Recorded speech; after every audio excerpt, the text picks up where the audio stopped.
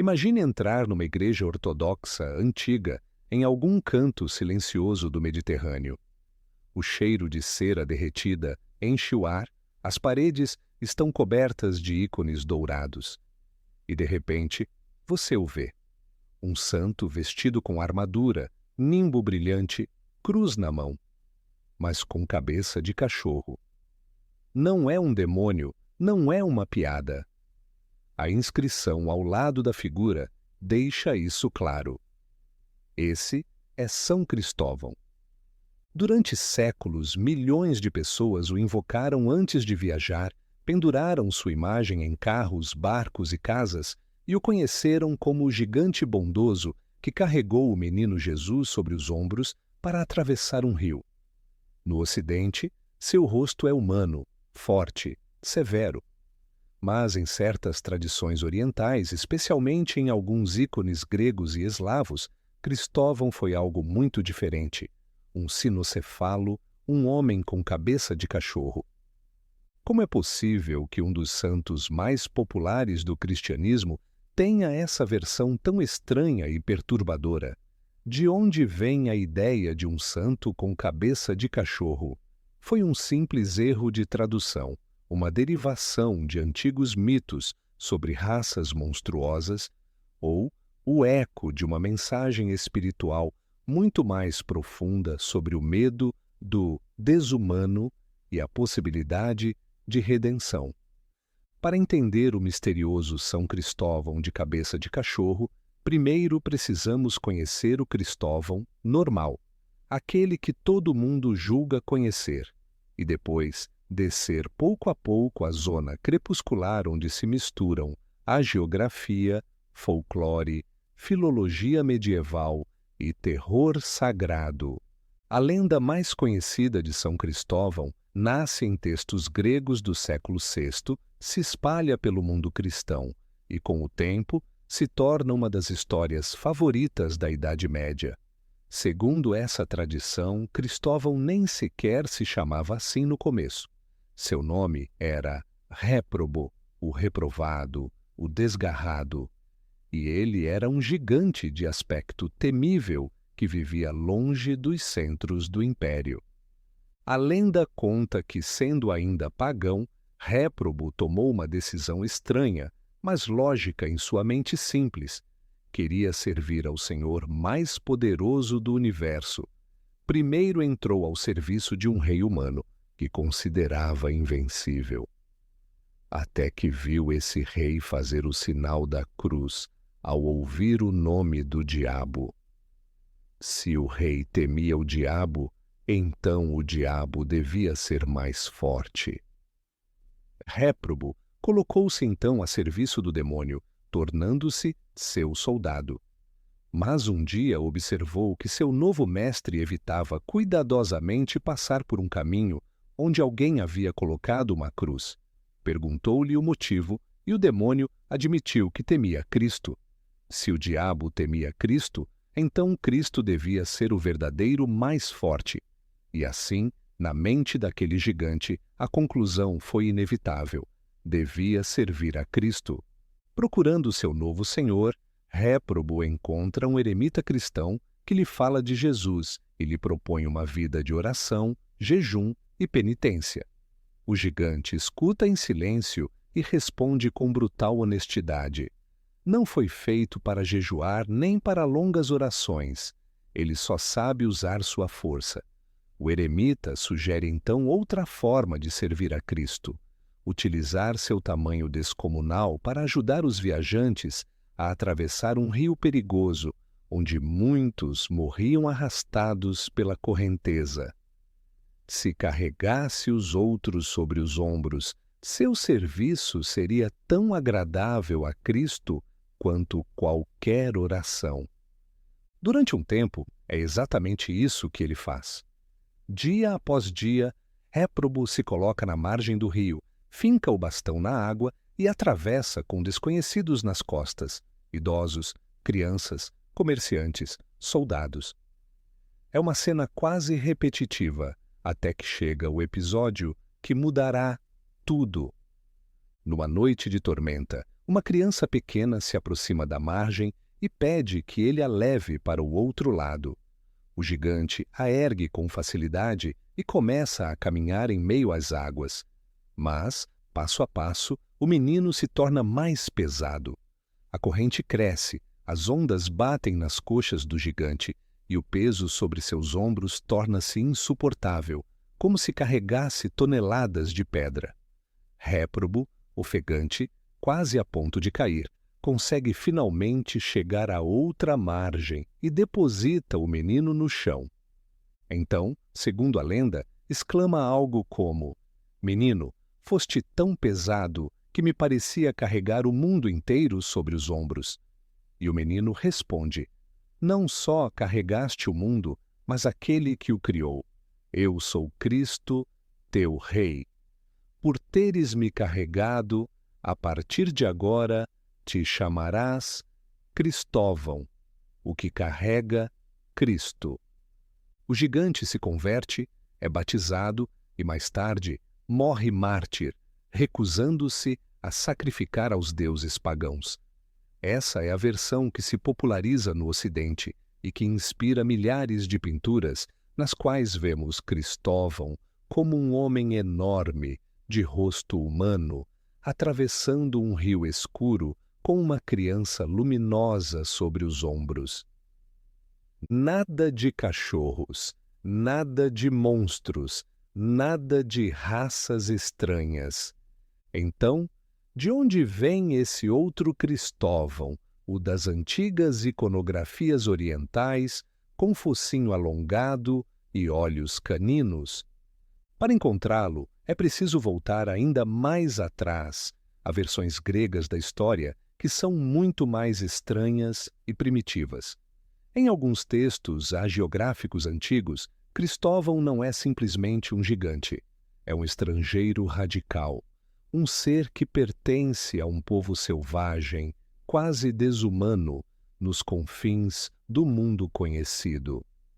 Esses relatos dizem que Réprobo provinha de uma tribo guerreira situada a oeste do Egito, na região da Marmárica, na atual Líbia. Ele é descrito como um homem de tamanho desmesurado e algo mais. Seu povo é chamado de cinocefalo, literalmente, de cabeça de cachorro. Em alguns manuscritos, esses marmoritas são apresentados como canibais de aspecto feroz, com rostos animais e costumes brutais. Segundo essa tradição, Réprobo é capturado pelo exército romano durante uma campanha contra essas tribos e incorporado a uma unidade militar formada por esses bárbaros de fronteira. Mais tarde, é transferido para Antioquia, na Síria. Ali, em meio a um mundo completamente diferente do seu, acontece seu encontro com o cristianismo e sua transformação. Na versão mais radical da lenda, Réprobo não só se converte de pagão em cristão, como também perde a cabeça de cachorro e recebe um rosto humano após o batismo, como sinal visível de seu interior renovado. O detalhe do rosto canino não é um invento gratuito. Na Antiguidade e na Idade Média, a ideia de que existiam raças monstruosas nos confins do mundo era surpreendentemente comum. Escritores como Plínio, o Velho, e muitos geógrafos posteriores falaram com toda seriedade dos cinocefálicos, homens com cabeça de cachorro, que viviam além das fronteiras da civilização, em lugares vagamente chamados de Etiópia ou Índia. Para um leitor antigo, a frase proveniente de um povo de cinocefálicos não era uma metáfora poética. Era a descrição literal de uma raça exótica que, segundo acreditavam, realmente existia. Nesse contexto, afirmar que um cinocefálico havia se convertido ao cristianismo e se tornado mártir era uma mensagem poderosa. Nem mesmo os monstros, nem mesmo os absolutamente outros, estão fora do alcance de Cristo. Por isso, em certos textos medievais, como a Passio Irlandesa de São Cristóvão ou as versões latinas inspiradas em tradições gregas, ressalta-se que ele pertencia a um povo que tinha cabeça de cachorro e se alimentava de carne humana. Só depois do encontro com Cristo, abandona a antropofagia, aprende a falar como um ser humano e torna-se manso. No entanto, durante séculos essa dimensão monstruosa conviveu com outras versões mais sóbrias. Em muitos escritos bizantinos, Cristóvão já não é descrito com cabeça de cachorro, mas simplesmente de aspecto selvagem ou temível. A ênfase está em sua barbárie moral e cultural, não em sua fisionomia literal. Curiosamente, as imagens mais famosas de São Cristóvão, com cabeça de cachorro, não são tão antigas quanto se poderia pensar. Alguns estudos de iconografia indicam que as representações abertamente sinocefálicas que chegaram até nós, por exemplo, ícones gregos dos séculos XVII e XVIII, são relativamente tardias, de época pós-bizantina, em territórios submetidos ao Império Otomano. Ou seja, o mito do Santo Cachorro vinha flutuando nos textos e na imaginação popular desde muito cedo, mas só em certas regiões e em determinados períodos alguém se atreveu a pintá-lo literalmente, com focinho e orelhas pontudas. E o que diz a Igreja sobre tudo isso? Aceitou sem problemas ter um santo com cara de animal? A resposta é complicada. No cristianismo oriental, especialmente em alguns círculos monásticos, a tradição do Cristóvão sinocefálico foi vista durante muito tempo como uma espécie de curiosidade piedosa. Alguns a interpretaram de forma literal. Deus, em sua misericórdia, teria transformado um ser semi-bestial em um homem santo, demonstrando assim que a graça pode restaurar até mesmo o que parece antinatural. Outros, porém, insistiram em que a expressão cabeça de cachorro era simbólica. Autores como São Nicodemos, o Hagiorita, em comentários dos séculos XVIII a XIX, defenderam a ideia de que sinocefálico significava simplesmente de aspecto brutal, selvagem, uma forma de dizer que Cristóvão vinha de um povo bárbaro e de rosto pouco agraciado, mas não literalmente animal. Em alguns momentos, a questão tornou-se polêmica. Na Rússia, por exemplo, a Igreja chegou a proibir a representação de São Cristóvão com cabeça de cachorro no século XVIII. O ícone era fácil demais de confundir com superstições, relatos de lobisomens ou mesmo com paródias blasfemas. O santo devia ser representado como um homem normal, soldado e mártir, para evitar confusões teológicas e zombarias. Enquanto isso, no Ocidente, o Cristóvão sinocefálico nunca chegou a criar raízes visuais. Os artistas medievais preferiram mostrá-lo como o gigante que carrega o menino Jesus. Contudo, os ecos da antiga tradição permanecem ali, escondidos em alguns detalhes, textos que mencionam sua origem cananeia ou bárbara, crônicas que aludem vagamente à sua ferocidade anterior à conversão, até relatos de viajantes que afirmam ter ouvido dizer que, em terras distantes, Cristóvão era um santo cachorro, venerado por camponeses. É aqui que aparece uma hipótese especialmente sugestiva, que mistura filologia com erro humano, a teoria do mal-entendido linguístico. Em latim, o adjetivo cananeu significa cananeu, isto é, natural de Canaã. Mas existe também o adjetivo canineus, relacionado a canis, cachorro, canino, de cachorro. A grafia de ambos os termos é muito parecida. Basta uma letra para mudar por completo o sentido. Alguns estudiosos propõem que, no processo de traduzir e copiar os textos gregos sobre Cristóvão, pode ter ocorrido uma confusão. Em certo ponto, alguém teria entendido ou escrito que o santo não era cananeu, cananeus, mas canino, canineus, ou seja, um homem-cachorro. Em uma época em que a existência de raças monstruosas era aceita sem grande dificuldade, essa variante não teria soado absurda. Apenas reforçava a ideia de que Cristóvão era um ser limítrofe, estranho, proveniente de um povo quase desumano. Não é por acaso que, na iconografia ocidental, triunfou a imagem do gigante cananeu, enquanto em certos mosteiros orientais sobreviveu a do guerreiro sinocefálico. São duas faces do mesmo incômodo. Como representar a alteridade absoluta de Cristóvão sem cair no grotesco, nem diluir aquilo que torna sua história tão poderosa? Para entender por que um santo cachorro podia fazer sentido para a mentalidade medieval, é preciso espiar o mapa mental do mundo tal como era imaginado naquela época. Em manuscritos ilustrados, os cartógrafos desenhavam os continentes conhecidos e, em suas bordas, colocavam figuras de raças estranhas. Homens sem cabeça, com o rosto no peito. Seres com um único olho gigantesco. Povos com pés enormes que lhes serviam de sombrinha. E, claro, sinocefálicos. Eles não eram simples monstros de conto. Eram a forma como o europeu médio imaginava os povos mais remotos do planeta. Ao mesmo tempo, em sermões e textos teológicos, se discutia uma questão inquietante. Se essas raças estranhas realmente existiam, seriam descendentes de Adão? Seriam seres humanos de verdade, com alma, capazes de salvação? Muitos pensadores cristãos chegaram à conclusão de que sim, por mais deformados que fossem seus corpos, se falavam, raciocinavam e viviam em sociedade, deviam ser considerados plenamente humanos.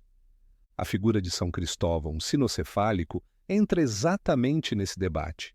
Uma lenda sobre um homem-cachorro que aprende a falar, abandona o canibalismo, abraça a fé, torna-se missionário e morre como mártir, é, na verdade, uma parábola viva da ideia de que não existe criatura racional fora do alcance da graça. Isso transforma seu ícone, ainda que com toda a sua aparência estranha, em algo mais que uma simples curiosidade. É uma espécie de bomba teológica visual. O doghead, o bárbaro, o canibal, aquele que nem sequer tem rosto humano, acaba coroado por um nimbo de ouro, segurando uma cruz, fazendo parte da corte dos santos. Talvez por isso, apesar das proibições e desconfianças, as imagens de Cristóvão com cabeça de cachorro continuaram a aparecer aqui e ali, especialmente em ambientes rurais e devoções locais. O povo simples, acostumado a conviver com o medo de lobos, doenças e forasteiros, via nesse santo uma espécie de protetor justamente contra aquilo que é selvagem, imprevisível, animal.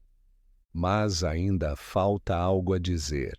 Como esse Cristóvão monstruoso se encaixa com o Cristóvão do Rio, o portador do menino Jesus, conhecido no Ocidente?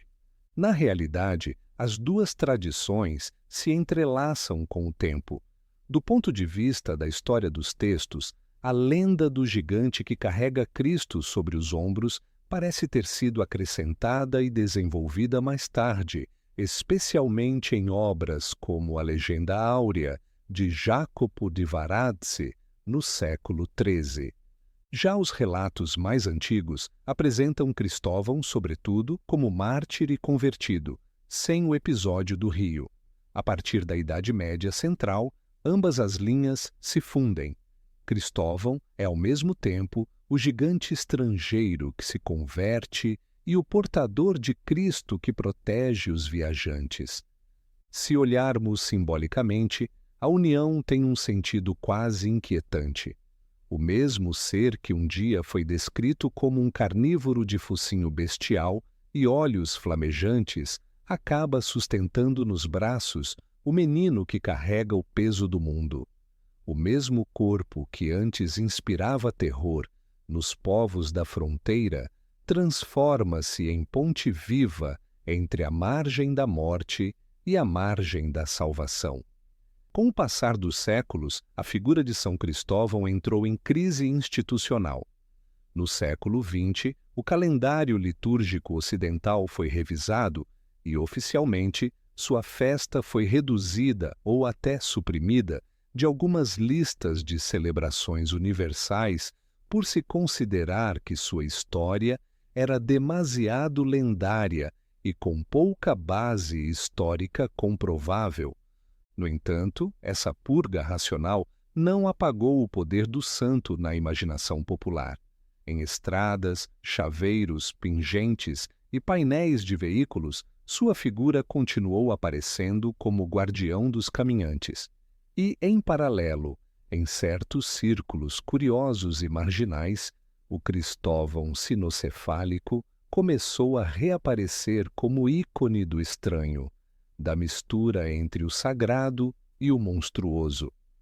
Hoje, na era da internet, as imagens de São Cristóvão com cabeça de cachorro circulam em fóruns, redes sociais e lojas de arte religiosa, provocando em partes iguais fascínio e desconcerto. Alguns as consideram uma deformação quase blasfema, outros uma recuperação corajosa de uma tradição esquecida. Mas, por trás do choque visual, o núcleo da história permanece. Um ser considerado monstruoso escuta uma voz que o chama pelo nome, ousa mudar de senhor, descobre um rei mais forte que o próprio demônio e termina oferecendo a vida por essa fidelidade. Talvez a chave para entender São Cristóvão, o santo com cabeça de cachorro, esteja nessa tensão. Ele é, ao mesmo tempo, o mais distante do humano e, paradoxalmente, um dos melhores símbolos do que significa ser transformado. Ao dar cabeça de cachorro a um santo, a antiga tradição cristã não está inventando um super-herói sobrenatural no estilo moderno. Está dizendo algo muito mais incômodo, que a santidade não é um privilégio reservado aos que já parecem bons desde o início. No ícone de Cristóvão sinocefálico, o rosto animal não desaparece por completo. Continua ali, marcado pela cruz da luz, envolto em ouro, mas conservando sua forma estranha. É como se a imagem sussurrasse: o que você era não se apaga, se transfigura. O bárbaro não se torna santo fingindo que nunca foi bárbaro. Ele se santifica quando permite que sua antiga ferocidade se converta em coragem a serviço do bem, que sua antiga brutalidade se transforme em força para carregar outros sobre os ombros. Talvez por isso, ainda hoje, esse ícone inquietante possa continuar nos falando. Porque cada um, à sua maneira, conhece dentro de si uma parte sinocefálica, algo que considera feio demais, selvagem demais, estranho demais, a imagem que tem de si mesmo. Algo que prefere manter escondido, em vez de oferecer a possibilidade de ser transfigurado. A história de São Cristóvão, o misterioso santo com cabeça de cachorro, nos coloca diante da mesma pergunta que os antigos faziam sobre os habitantes das fronteiras do mundo. São realmente humanos? Têm alma? A resposta implícita na lenda é clara. Se podem amar, se podem mudar de senhor e carregar outros sobre os ombros, então sim. E talvez na escuridão de um templo ortodoxo, diante desse ícone impossível, alguém possa intuir algo mais, que aos olhos do sagrado, nenhum de nós é tão humano quanto pensa, nem tão monstro quanto teme.